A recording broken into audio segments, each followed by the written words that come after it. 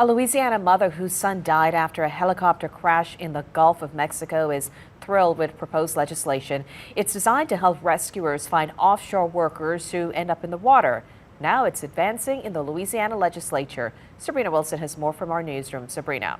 Liz, the bill sailed out of the House Commerce Committee today, and it would require people being transported offshore by an aircraft in Louisiana to wear a life jacket equipped with a personal locator beacon or GPS type equipment. While the Gulf of Mexico provides thousands of offshore jobs in Louisiana, sometimes there are tragedies on the water.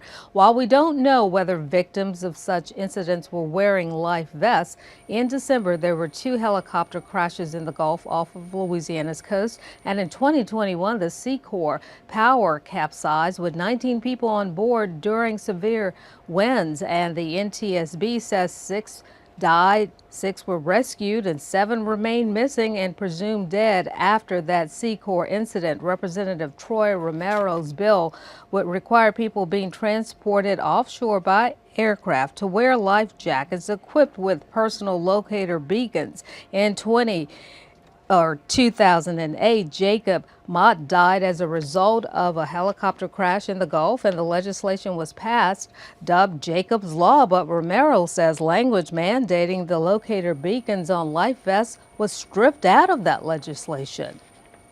At that time, they talked about these locator devices, and it was too expensive. It was too expensive to put one on every life jacket. Those devices have come down. They're less than $500. You can actually get them for around $200. Jacob Mott, who is from my district, was in a helicopter crash in the Gulf. His body washed up in Galveston 5 days later. The autopsy showed that he was probably alive for some time in the Gulf, but they couldn't find him because there was no locator devices. I'm sorry that it was the cost that stopped us from moving forward with protecting lives. Supporters of the bill say if it saves just one life, having the new requirement in place will be worth it. Following the Seacor vessel incident in 2021, the National Transportation Safety Board reiterated its recommendation to the Coast Guard to require all personnel on vessels in coastal, Great Lakes, and ocean service be provided with a locator beacon. Now, I spoke to Diana Mott, Jacob's mother, today after the bill advanced at the state capitol.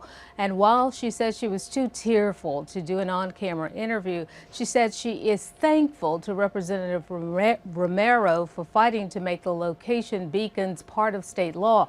She also says some of Jacob's friends still work